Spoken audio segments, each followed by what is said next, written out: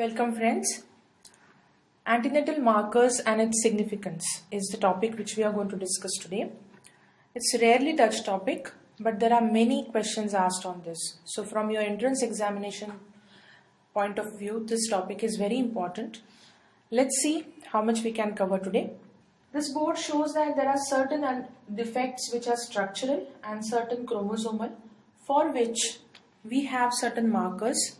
If we do those evaluations, they can guide us whether those abnormalities are present in the fetus or not. Some are screening tests which tell us whether the patient is for high risk or low risk of having those abnormalities, and some are confirmatory tests. So let's go through this. There are risk factors for having chromosomal or structural abnormalities. What are those risk factors? Maternal age more than 35 years is a big risk factor for having chromosomal abnormalities. And most common chromosomal abnormality would be trisomy 21, that is Down syndrome. And we all know that Down syndrome babies, they have mental retardation, scholastic backwardness. There is a wide spectrum. And they live a long life, maybe till 60 years. So then, in the present scenario where there are nuclear families, taking care of a child who is mentally retarded is very difficult. And again, in India, we don't have much of social groups available to support these kind of children. So then, it is our duty to screen every couple or a female who is pregnant for such kind of abnormalities. And if they are there, if we can detect them, then termination is the only solution. We cannot really correct them, but termination of that pregnancy in time saves giving birth to such kind of children. Previous child with any structural defect or chromosomal abnormality again puts the couple or the mother at higher risk of having the same abnormality or different kind of abnormality again. Previous unexplained stillbirth or neonatal death, she is again at risk. Consanguinity. If the couple has consanguinity, the marriage is consanguineous, they have more chances of having chromosomal abnormalities.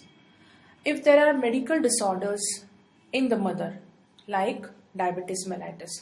Diabetes, if it is uncontrolled, it gives rise to many structural abnormalities. Most common are heart diseases or neural tube defects. And specific neural tube defects are caudal regression syndrome and sacral agenesis. So if diabetes is uncontrolled, whenever she conceives, at that time, if the HbA1c levels are very raised or the sugar levels are very high, then the fetus is likely to have structural abnormalities. Again, exposure to teratogen, ionizing radiation, viral infections, many drugs like thalidomide, they will lead to structural abnormalities. And irrespective of this, every patient who conceives, she has 2 to 3% chances of having a structural or chromosomally abnormal child. Some defects can be just, they are taking place at the time of conception. We cannot predict them and that patient may not have any risk factor. Now here we have said that maternal age more than 35 increases the risk of chromosomal abnormalities. But trisomy 21 can also be seen in a primee who conceives at 18 years of age. So every time we cannot predict. That is why we should have some screening tests. If that test is offered to that patient, the pregnant lady, that will tell us that whether she is high risk or low risk for that particular abnormality. What are the antenatal markers for this screening test? Maternal serum alpha fetoprotein level. I don't know, but this is such an important thing from exam point of view that you have to remember each and every reason of increase of maternal serum alpha fetoprotein levels or decrease of MSAFP. It's a very important marker. It tells us about neural tube defects, abdominal tube defects. We are going to see it in detail. Then beta HCG, PAPE, maternal serum estradiol levels, amniotic fluid acetylcholinesterase, pseudocholine or butyrylcholinesterase, inhibin A. All these things are very important markers which will tell us whether they have any structural, the common structural defects or any chromosomal defects. Now let's see one by one. Maternal serum alpha fetoprotein It is first secreted by the yolk sac, then by the liver and GIT of the fetus. Highest level in fetal serum around 13 weeks, in amniotic fluid around 30 weeks, but in maternal serum the highest level are attained at 28 to 32 weeks.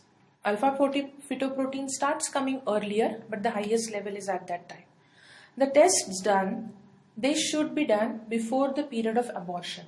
Like all the screening test or the confirmatory test should be done before 20 weeks, because Indian law allows us to terminate the pregnancy only till 20 weeks. So we should have a screening test which can be done either in first trimester or in early second trimester, so that we can confirm by confirmatory test whether the fetus has certain abnormalities, and then we can decide whether the patient should continue the pregnancy or discontinue the pregnancy. So all the tests would be in this range before 20 weeks. The highest value would be 2.5 multiples of median, that is mom, as a cutoff for MSAFP. Now elevated levels of MSAFP. Now let's see how this reaches maternal serum. Actually, it is getting secreted by the fetus. Fetus urine contains MSAFP, so that gets, and through placental circulation it comes into maternal circulation. And after 13 weeks the level starts rising up.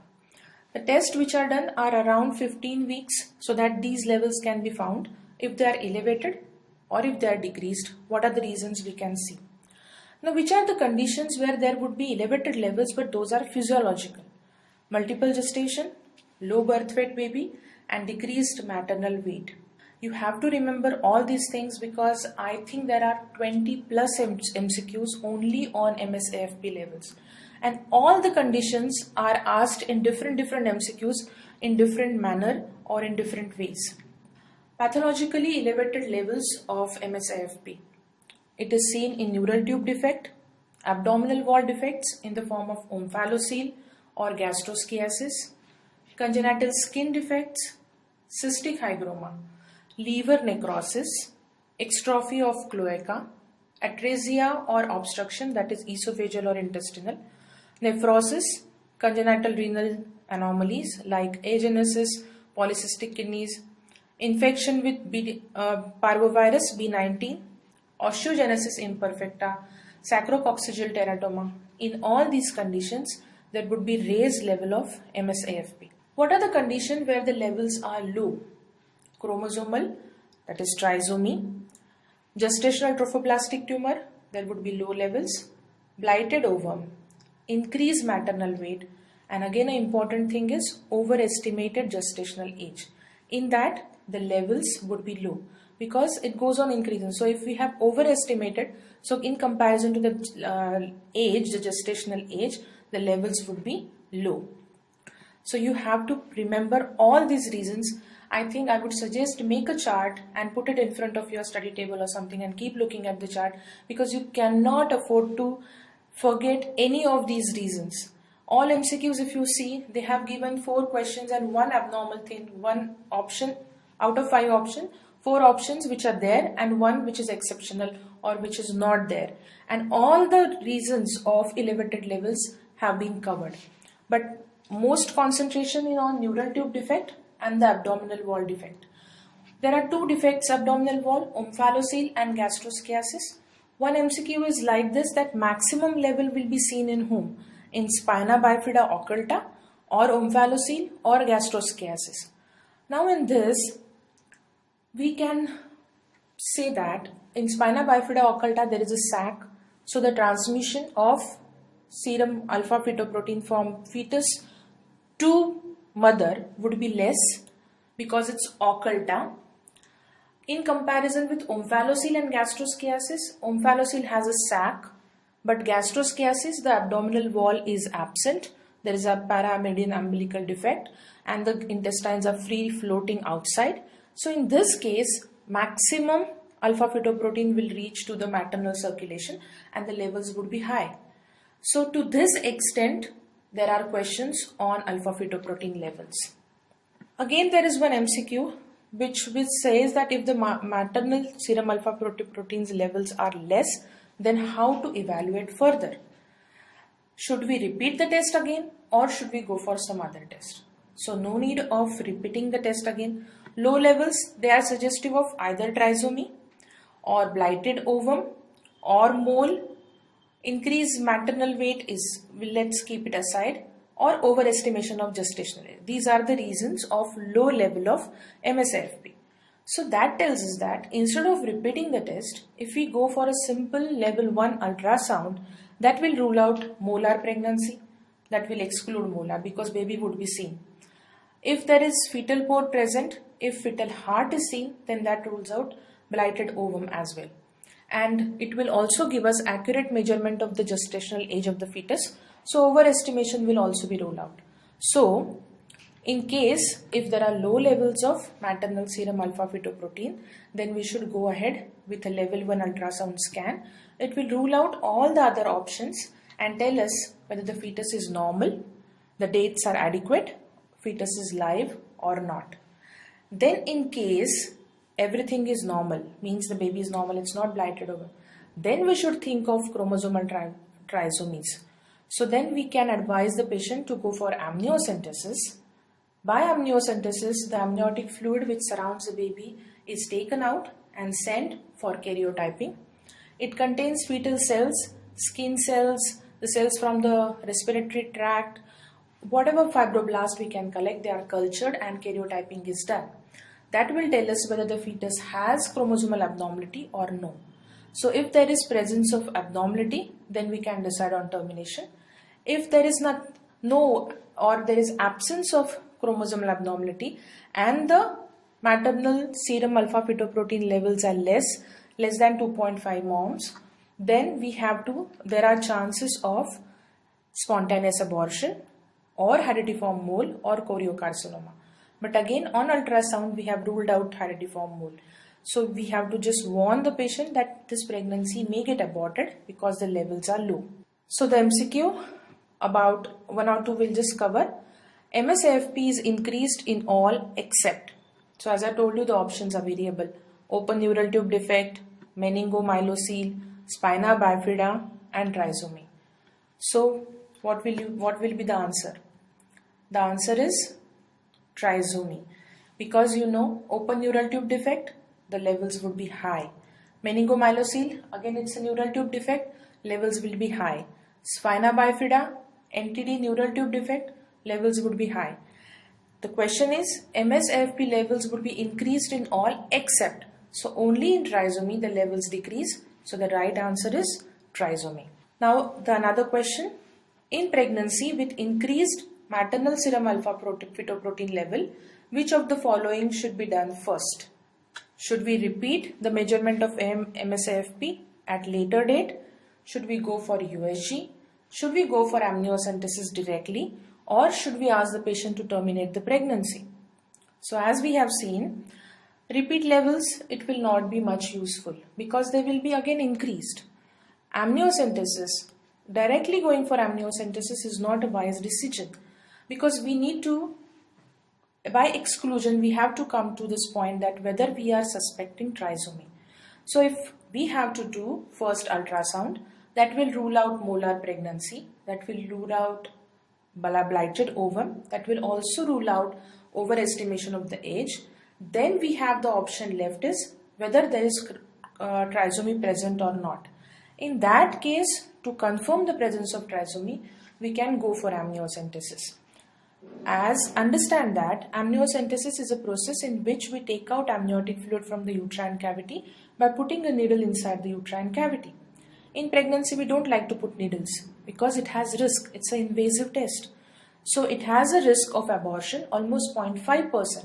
So in that case, if we have to advise amniocentesis, we should rule out other causes.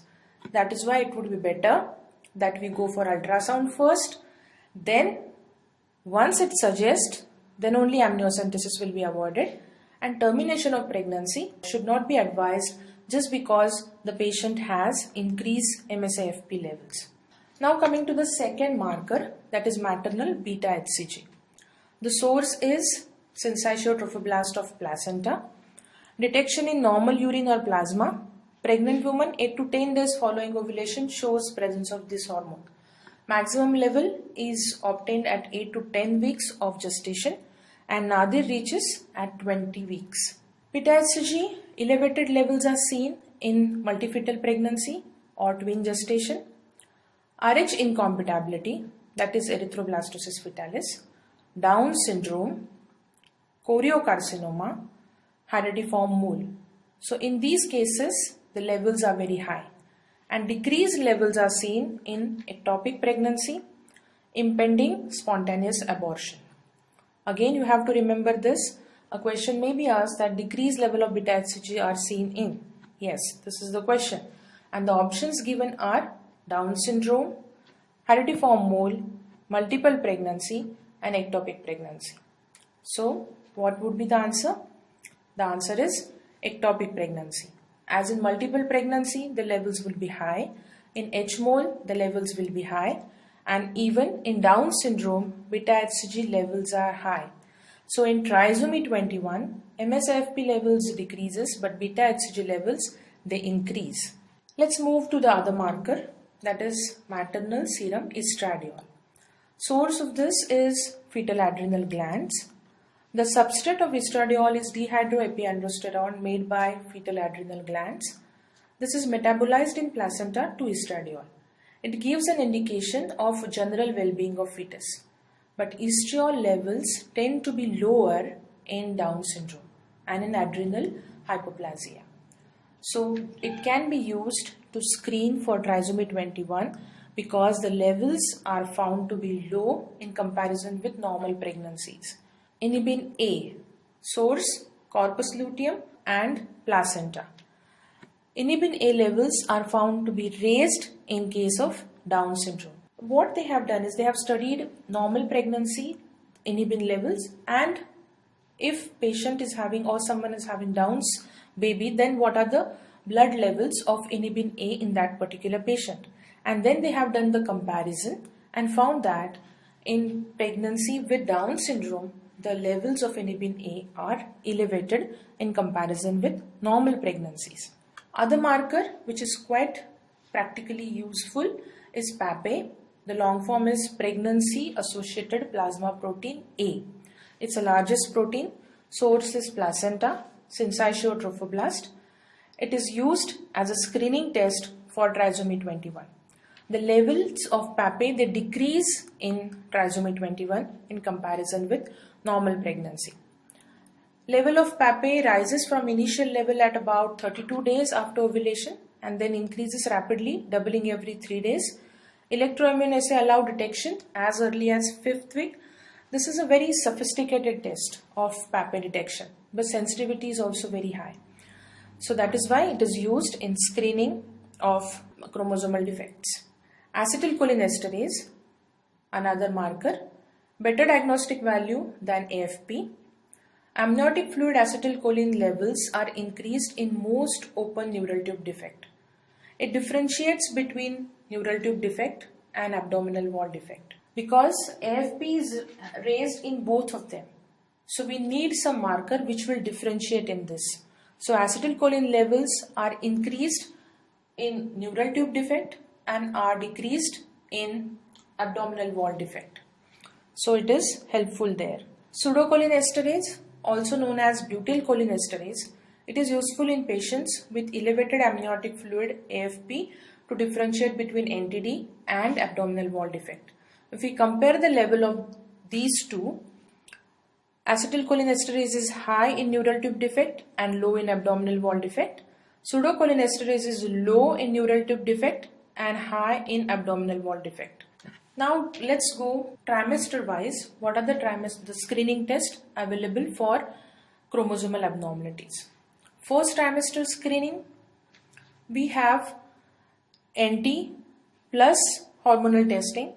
From 11 to 14 weeks of pregnancy, USG scan called nuchal translucency scan can be done. Nuchal translucency is a translucent area behind the nape of the neck of the fetus.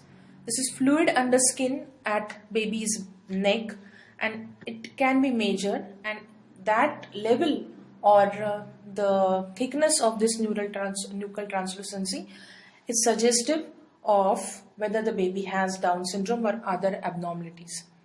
This test can be combined with other two markers to increase the sensitivity. So this test is combined with beta HCG. The levels are increased in case of trisomy 21, and PAPE is also added where the levels are decreased. So if we compare this sensitivity, NT scan alone gives a sensitivity of 75 to 82%. Blood test alone gives sensitivity of 60 to 70%. But if we combine, like today, that is called as OSCAR, that one-stop clinical risk assessment, in which at the same time the scan is done, the levels of nuchal translucency are given to the software and patient's blood is taken for these two markers and the levels will be added. Age of the patient, other parameters including weight and race and everything is also given to the software, and the software calculates the risk and tells us. So when we add nuchal translucency to the two markers, then the risk or the sensitivity of the test increases to almost 90 to 93%. Some claim even 96% sensitivity. This was from 11 weeks to 14 weeks because the time to measure the NT is ideal in that particular phase. The baby's size, CRL, and baby's position is adequate to measure NT at that particular time. After that, it becomes difficult to have the baby in that particular position where we can measure the NT.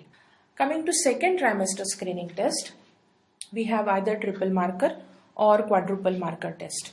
So blood test is done at 15 to 20 weeks of pregnancy, and the markers used are beta HCG, estriol, AFP and inhibin A.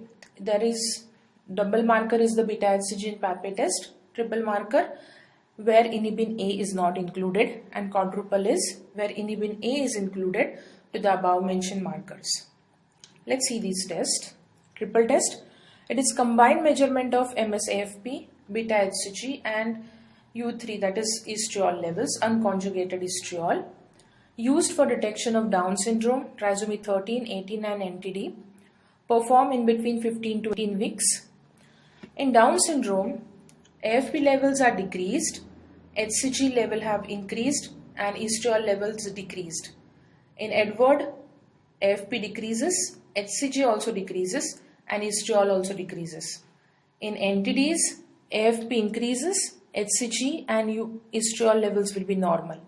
Anencephaly, AFP will be increased and HCG and estriol will be decreased. So once you give these levels to the software, they will calculate the risk for having trisomy 21. The risk would be, the cutoff would be 1 in 250. If the risk is more than 250, then the patient is advised confirmatory tests like amniocentesis or cord blood sampling. If the risk is less than 1 in 250, then the patient is told as she falls in low risk group, and then the confirmatory test may not be necessary. So this is triple test. Quadruple test, it involves measurement of inhibin along with these three markers, again performed at 15 to 18 weeks. It detects trisomy 21 in 80% of affected pregnancies. Triple test has sensitivity almost around 60 to 65%. MSAFP is decreased, beta HCG increased, urine estriol decreased and inhibin A increased in trisomy. These tests can be used sequentially and the total risk can be calculated, or we can integrate risk of first trimester and second trimester screening, and that is called as serum integrated test. Means we will give information to the software of first trimester screening as well as second trimester screening, and at the end, depending on all the levels, the software will give us what is the particular risk of that particular patient of having chromosomal abnormality. If she falls in low risk, we do the counseling that you are in low risk. That doesn't mean you have a guarantee that you don't have any chromosomal abnormality. It is up to you to decide whether you want to go for the confirmatory test. But if she falls in high risk, then we have to tell her that you fall in high risk group. That's why it is advisable that you go for confirmatory test, and we are going to see what are the confirmatory tests which tell us whether the fetus has chromosomal abnormality or not. Let's stop here, and in next session we will see what are the other tests available as antenatal markers for structural and chromosomal abnormalities.